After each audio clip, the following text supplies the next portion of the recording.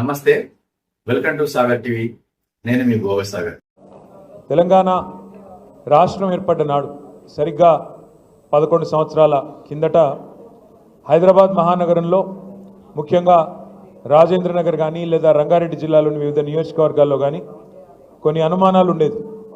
హైదరాబాద్కి పెట్టుబడులు వస్తాయి అనేది కాదు, ఉన్నాయే పోతాయంట, హైదరాబాద్ అభివృద్ధి కుంటుపడుతుందంట, హైదరాబాద్ బ్రాండ్ ఇమేజ్ దెబ్బతినిపోతుందంట, హైదరాబాద్లో హిందువులు ముస్లింల మధ్యన అనవసర గొడవలు అవుతాయంట అని చెప్పి చాలా రకాలుగా ఆనాడు ప్రచారాలు జరుగుతూ ఉండేది. ఇప్పుడు చాలామంది మర్చిపోయినట్టు కూడా ఉన్నారు, ఎందుకంటే అవన్నీ పాత ముచ్చట్లు కాబట్టి మర్చిపోయినట్టున్నారు.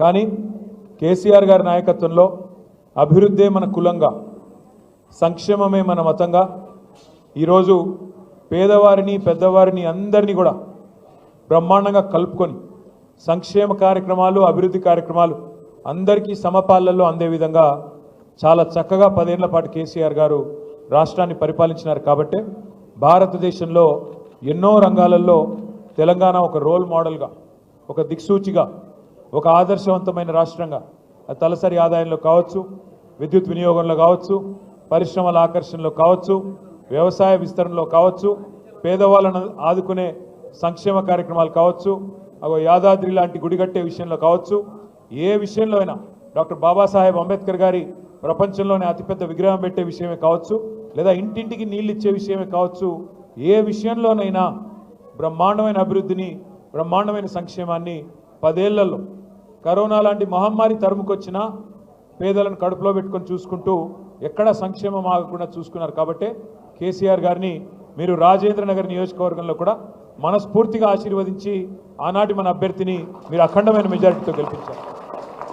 తమ్ముడు కార్తిక్ రెడ్డి గారు చెప్పినట్టు ఎమ్మెల్యేలు కొంతమంది పార్టీని వదిలిపెట్టి పోవచ్చు కాక, కానీ ఎమ్మెల్యే పోయినా అధికార లాలసతో పైరవీల కోసము పదవుల కోసము ఇంకో దానికోసం వారు పోయినా మేము మాత్రం ఉంటాము, పార్టీని వదిలిపెట్టమని చెప్పి నిబద్ధతతో ఉన్న మా గులాబీ అన్నదమ్ములకి, మా ఆడబిడ్డలకు హృదయపూర్వకంగా శిరస్సు వంచి నేను ధన్యవాదాలు తెలియజేస్తాను.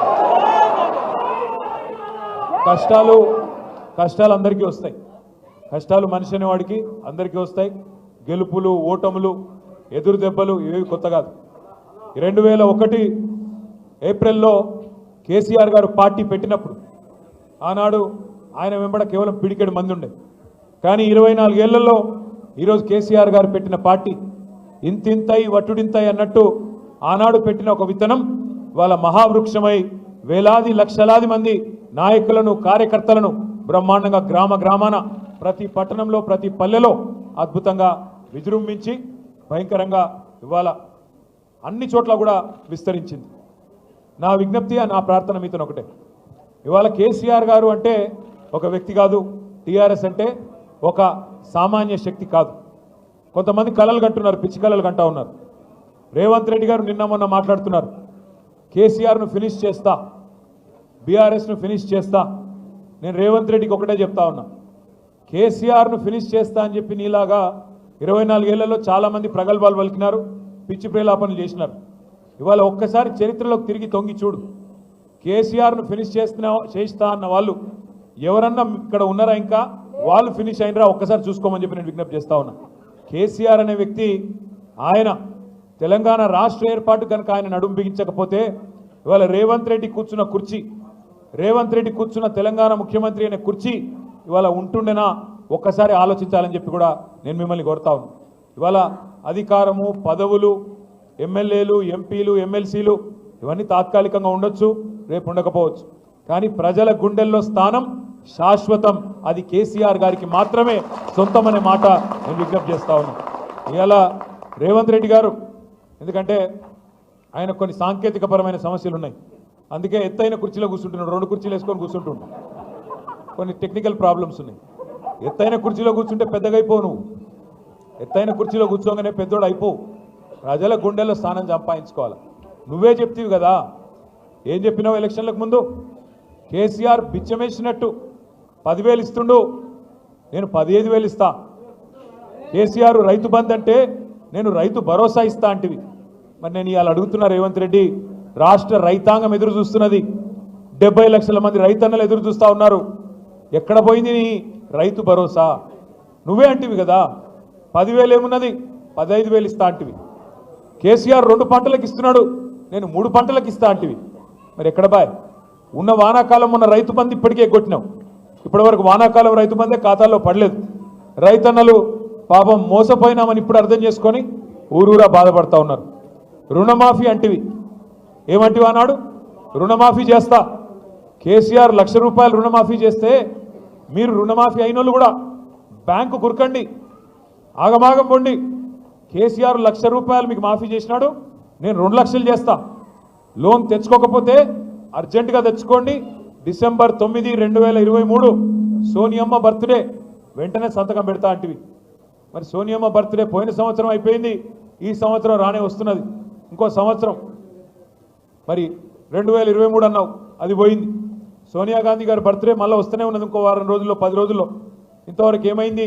రుణమాఫీ అంటే సమాధానం లేదు. అదొకటే కాదు, ఒక సోనియా గాంధీ గారిని మోసం చేయలేదు, రాష్ట్రంలోని 70 లక్షల మంది రైతులనే మోసం చేయలేదు. మొత్తం ఏ దేవుడు కనబడితే ఆ దేవుడి మీద ఒట్టు. యాదగిరి గుట్టకు పోయిండు, యాదాద్రి లక్ష్మీనరసింహస్వామి మీద ఒట్టన్నాడు. వేములవాడ పోయిండు, రాజరాజేశ్వర స్వామి మీద ఒట్టన్నాడు. భద్రాచలం పోయినాడు, సీతారామస్వామి మీద ఒట్టన్నాడు. అలంపూర్ పోయినాడు, జోగులాంబ తల్లి మీద ఒట్టన్నాడు. ఇక్కడ హైదరాబాద్కి వచ్చి జూబ్లీహిల్స్ పెద్దమ్మ మీద ఒట్టన్నాడు. నిన్ననే దేవుళ్ళందరూ మీటింగ్ పెట్టుకున్నారంట. వీడెక్కడ దొరికిండ్రా నాయన, మనకు ఏడ కనబడితే ఆడ ఒట్లేస్తున్నాడు, ఈడెక్కడ దొరికినాడు నాయన. ఎందుకంటే మనుషులను మోసం చేసే మనుషులను చూసినాం, దేవుళ్ళని మోసం చేసేటోడు మొదటివాడు వీడు. మీరు ఆలోచించండి, నేను చెప్పేది తప్ప ఒప్ప ఆలోచించండి. ఏమన్నావు నువ్వు? 15 ఆగస్టు వరకు మొత్తం రుణమాఫీ. ఇంకా ఆ రోజు ఎగిరెగిరి పడుతుంది. హరీష్ రావు ఏడున్నావు, మూసిల దుంకు, గంగల దుంకు, రాజీనామా చేస్తావా సస్తావా అంటివి. ఇవాళ అడవై మరి నీ రుణమాఫీ. ఆఖరికి పోని హిందూ దేవుళ్ళని మోసం చేసినావు.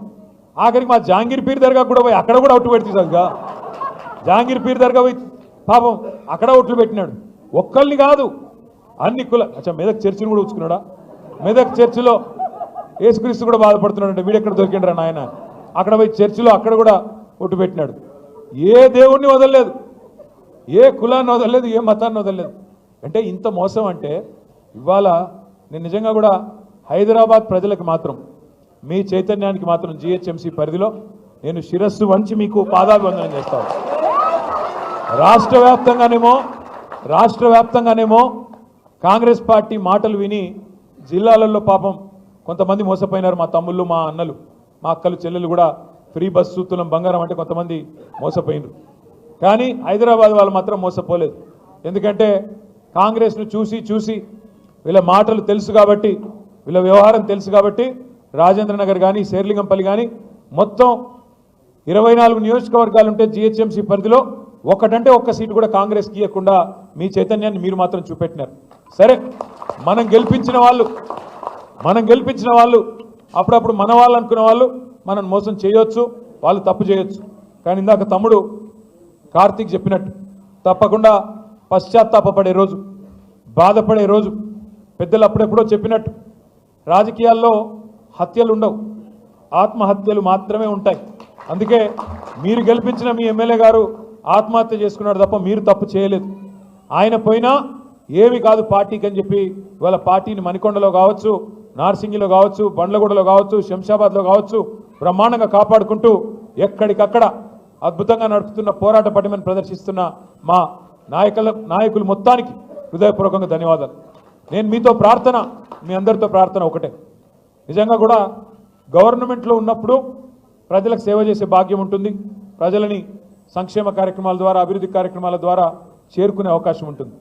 కానీ ప్రతిపక్షంలో ఉన్నప్పుడు నిజంగా ప్రజల పక్షాన కొట్లాడి ప్రజల గుండెల్లో శాశ్వతంగా స్థానం సంపాదించుకునే ఒక అరుదైన అవకాశం ఉంటుంది. ఇవాళ అవకాశం మా తమ్ముడు కార్తీక్ రెడ్డి గారికి వచ్చిందనే మాట నేను మీకు విజ్ఞప్తి చేస్తా ఉన్నాను. మీరు ఎంత గట్టిగా ప్రజల్లోకి పోతే చాలా సంతోషంగా ఉంది. చాలా సంతోషంగా ఉంది. మధ్యకాలంలో ఒక్కసారి కాదు కార్తీక్ రెడ్డి గారు నాకు ప్రత్యేకంగా ఫోన్ చేసి హైదర్ షా కోర్టులో, హైదర్గూడలో చాలా మంది మన వాళ్ళు ఈ మూసీ వల్ల బాధపడుతున్న వాళ్ళు, మూసీ ప్రాజెక్ట్ అని ముఖ్యమంత్రి ఏదైతే ఢిల్లీకి మూటలు పంపేదానికి రంగం సిద్ధం చేస్తూ ఉన్నాడో దీనివల్ల బాధపడుతున్న వాళ్ళు ఉన్నారు. అంటే నేను ఒకటే అన్నాను, మన పార్టీ ఆఫీస్కి ఎప్పుడైనా రావచ్చు ఎవరైనా బాధితులు, తప్పకుండా వారికి స్వాగతం. అంటే ఒకరు కాదు, ఇద్దరు కాదు, దాదాపు 500-600 కుటుంబాలు ఇక్కడికి వచ్చి సబితక్కని, మన నాయకులని, మనందరినీ కలిసి మీరు మా దగ్గరికి రండి అంటే రాజేంద్ర నగర్ నియోజకవర్గం అంతా 2-3 డివిజన్లు తిరిగినాం. అత్తాపూర్ కానీ, హైదర్షా కోట్ కానీ, పక్కన బౌద్ధుర్పురాకు మన కారువాన్ దగ్గర ఉండే ప్రాంతం కానీ మొత్తం తిరిగినాం. కిషన్ బాగ్ కూడా వచ్చినాం. అక్కడ పోతే హిందూ లేదు, ముస్లిం లేదు, ఏమీ లేదు, బుర్కా కప్పుకున్న మా ఆడబిడ్డలు ఉన్నారు. వాళ్ళు